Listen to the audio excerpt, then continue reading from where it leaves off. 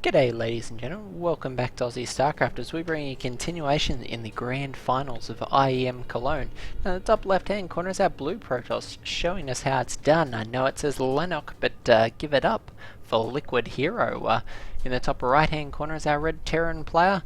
It's going to be CMStormPolt. In a time when most Terran players are breathing a collective sigh of frustration, Polt is showing us how it's done. This TvP series is currently 1-all, both our players having previously taken a victory each, the first game ending in a draw. So it's game 4, but 1-all apiece and still 3 wins needed for either of these players to seal out this tournament. Now of course the tournament very important, as the winner of this tournament and second place for that matter will get seeds in the IEM World Championships. So both these players naturally wanting to progress on to that, the big money tournament of the year. First place prize being $100,000. Other placements actually don't take home any money, but they do get quite a few WCS points, so still a lot of reason to be there and participate, and both these players definitely wanting a spot there. So looks like Polt's going to go for a fairly standard opening. Interesting notes to make about Habitation Station. I know we've said it in a few videos thus far. Very interesting map, and one that's managing to be just a little bit difficult for Terran players currently, particularly because Protoss players have started to get in the habit of taking this high yield expansion straight off the bat, and that provides a lot of the economy that Protoss players need to get a quick swell of gateways and put quite early pressure on the Terran player. So I've seen quite a lot of Protoss players doing that recently. We'll see if Hero tries that in this tournament, or whether Polt is able to hold him off it. Hero has been demonstrating some quite impressive Warp Prism play, along with some other nice timing attacks so far in this tournament. So we'll see just what moves Hero decides to pull out in game number 3.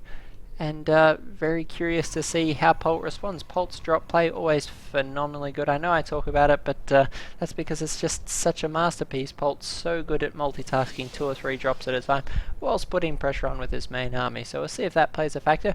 Of course, Habitation Station does provide a lot of opportunity for players to duck back and forward between the high yield and the main base, or even dropping the edge of the main base and the natural expansion at the same time.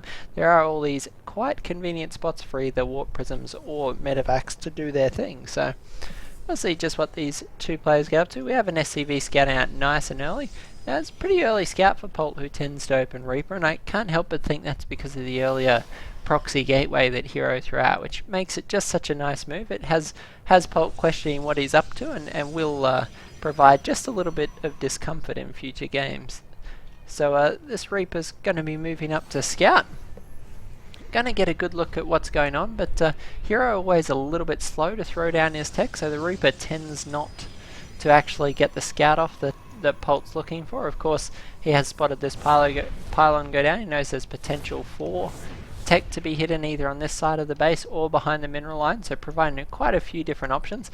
A lot of Protoss players have also started hiding tech down behind their natural expansion, and this natural provides quite a lot of area to do that, so got to be super careful as a Terran player. Otherwise you can get caught off guard by things like quick oracles, particularly. The travel time between the main bases on Habitation Station is exceptionally short. Things like oracles or boosted medevacs can actually make it across here in just a matter of seconds, so needing to be super careful and keep this line of sight. That's why we've got players establishing pylons and supply depots in their main bases, ensuring they have plenty of vision. Got quite a few Marines here on the ramp, and looks like Hero's actually going to go for some quick upgrades this time. We've got the Forge already on the way with +1 armor, and one Stalker already on the ramp and a second one coming down, so it'd be interesting to see just how much pressure Hero decides to put on. We've only got the one gateway for now, but one of the crucial things for Protoss, and particularly for Polt to need to scout in this game, is the timing of any additional gateways. So it can be very indicative of a timing attack, perhaps a quick +1 attack, or a Sentry Immortal all in. But Hero, not having done a whole lot of those so far this tournament, particularly this series. We have seen Robotech almost exclusively out of Hero, but there's always a chance that he might decide to go Stargate, or go for Quick High or Dark Templar. So lots of different potential openings. We did see the Dark Templar utilised earlier, but here Polt has shown us that when he doesn't know what the tech choice is, he will throw down the missile turrets anyway, rendering the Dark Templars just a little bit redundant, as they were able to get very little done in the earlier game. we do actually have the Twilight going down here, so potential for Blink Stalkers. I like Blink Stalkers on this map, the ability to blink into the main base from the high yield, always a lot of fun, or it could be used to put a lot of pressure on the natural expansion, particularly before Stim Pack comes out. So nice flexible choice there with the Twilight Council. Also gives us the option to grab the +2 upgrades quite quickly if we need be. A few more gateways starting to get added on now, so we could well see Hero put on just a little bit of pressure. Also actually got the High Templar Archives. High Templar Archives. The Templar Archives for High Templar. So Storm actually very likely is in quite early on in this game. We could in fact have Storm out by about 11-minute mark. So these early attacks from Polt, very important if he can get some work done before Storm hits the field. Otherwise, some of these early attacks that don't have medevacs could meet with quite hostile resistance. More gateways being added onto this, so we're going up to a total of 5 gateways now, though we have quite a lot of Marines and Marauders moving out here. Hero potentially actually wanting to drop a few more sentries here. He's going to need plenty of sentries to keep these units out of the base. Actually throwing down that overcharge quite early, wanting to dissuade this army from advancing too far. And Polt looks like he's going to start walking home, and I think that might be a little bit premature. There were a lot of units here, but without Stim Pack... Oh no, Stim Pack already finished, so never mind me. Could have actually put on a little bit of pressure, perhaps wait for the Photon Overcharge to wear off, and it looks like Polt might be thinking that also. Combat Shields also completed, so Polt much quicker on the upgrades this game than last game. And no Engineering Bay as of yet. Well, actually, +1 attack is on the way, but... We see those Stim Pack and Combat Shields very early on, 10-minute mark, almost everything's done, and Medevac's almost ready to head out. So this is when Polt becomes his most dangerous, around the 10 or 11-minute mark, as those first Medevacs pop. He has a lot of options for drops, and it's going to keep Hero very, very busy. So we'll see how Hero chooses to handle this aggression, actually throwing down even more gateways. So going up for a total of 8 gateways now, 9 gateways even. There's going to be the potential for Hero to put on massive pressure. A lot of proxy pylons already established.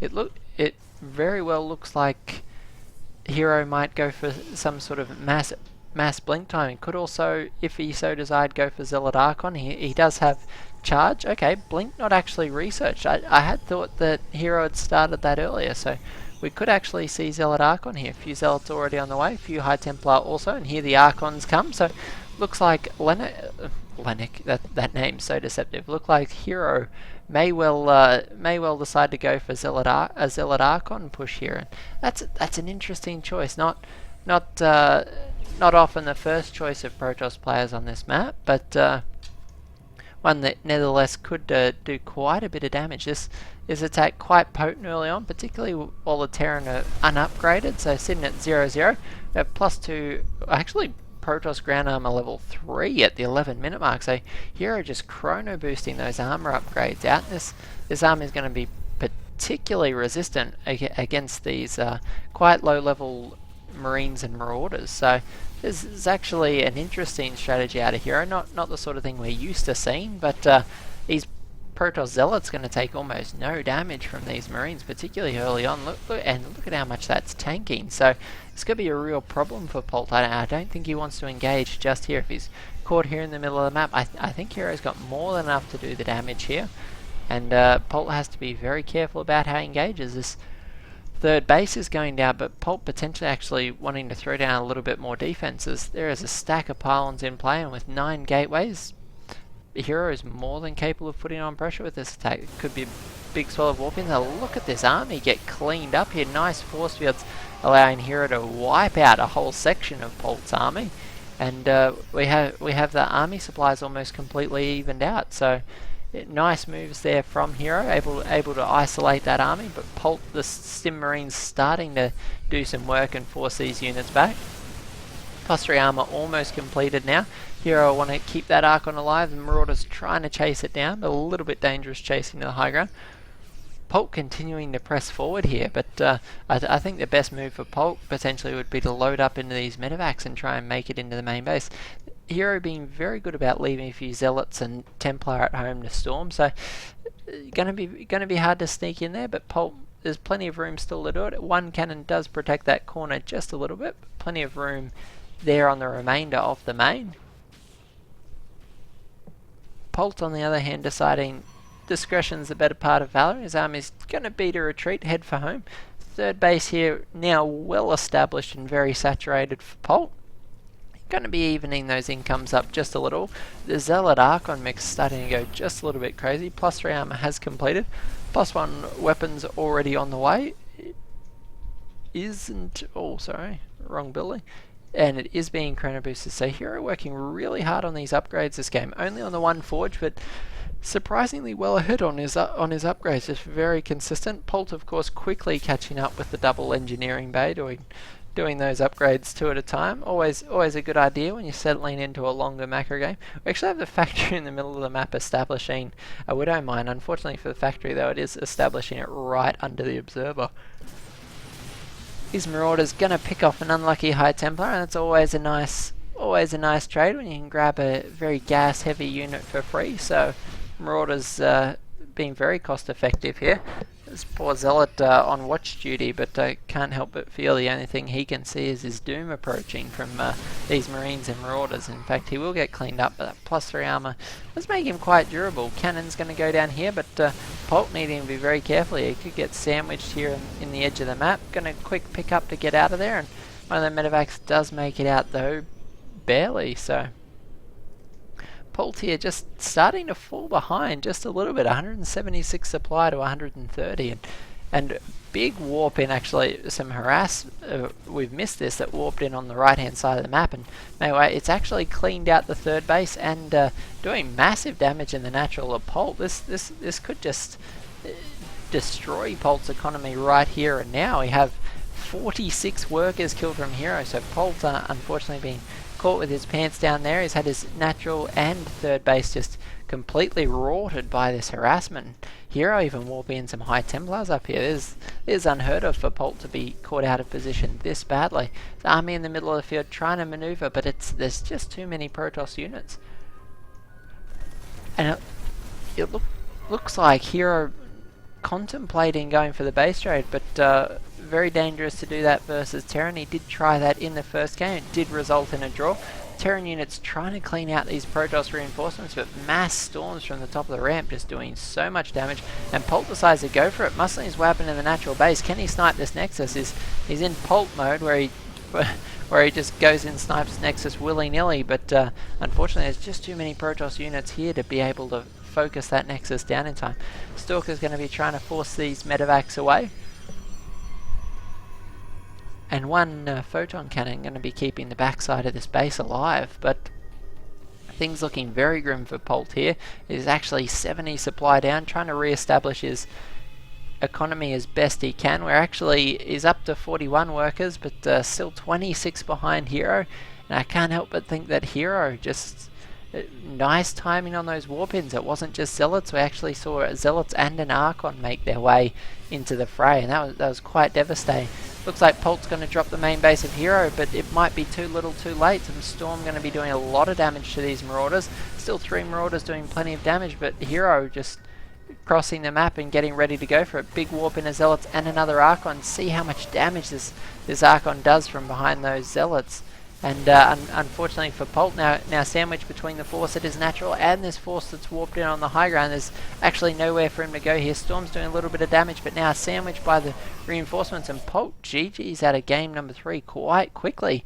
So Hero takes a 2-1 lead in this series. Of course, still needing another 2 victories to secure it. Plenty of time for Polt to come back in this series. Question is whether or not he can do it. Hero just showing to be so on top of his form lately, and there's been some of the best play. Hero has been known to be a little bit volatile. I've always loved his Protoss play, but he has his good days and his bad days, and lately we seem to be seeing just some amazing play out of him. So excited for Hero in 2014. Can he win IEM Cologne? Your guess is as good as mine. We'll see in the next game.